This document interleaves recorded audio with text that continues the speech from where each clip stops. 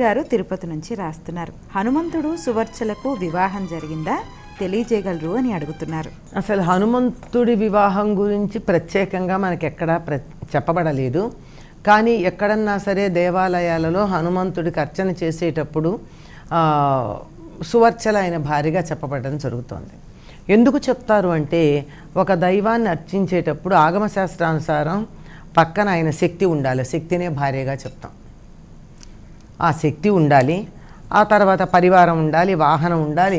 అందుకని హనుమంతుడికి ఒక వాహనం కూడా తయారు చేసుకున్నాం మనం కదా. ఎందుకంటే ఆగమశాస్త్రానుసారం పూజ చేయడానికి అవసరం గనక, లేకపోతే పెద్ద అవసరం లేదు. అయితే సువర్చల ఎవరు? సువర్చల మంచి వర్చస్సుని తీసుకొచ్చేది, లేక మంచి వర్చస్సు కలిగినటువంటిది, సూర్యుని యొక్క కుమార్తెగా చెప్పబడుతూ ఉంటుంది. నిజానికి అట్లా జరుగుతుందా?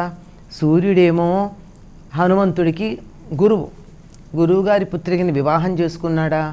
లేదు. కొన్ని పురాణాలను అనుసరించి తన శిష్యుడైనటువంటి హనుమ ఆయనలో ఉన్న తెలివితేటలు చూసి ముగ్ధుడైపోయి, శిష్యుల్ని ఎప్పుడూ ఆదరిస్తారు కదా గురువులు, అందుకని తన కుమార్తెనిచ్చి వివాహం చేశాడని కొన్ని పురాణాల్లో చెప్పబడి ఉంది.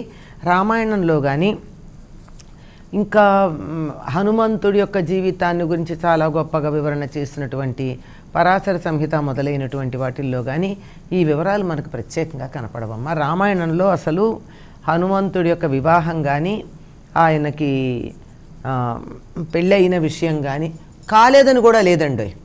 అందువల్ల కాలేదని కూడా చెప్పలేం కనుక ఇలాంటి వివరాలు ఏమీ మనకు కనపడవు. కొన్ని పురాణాల్లో ఉన్నాయి దాన్ని అనుసరించి. ఈ పురాణాల్లో వేరే ఉండడానికి కూడా కారణం ఏమిటంటే కల్పాంత భేదాలు. ఒక్కొక్క కల్పంలోనూ ఒక్కొక్కటి ఉంటాయి.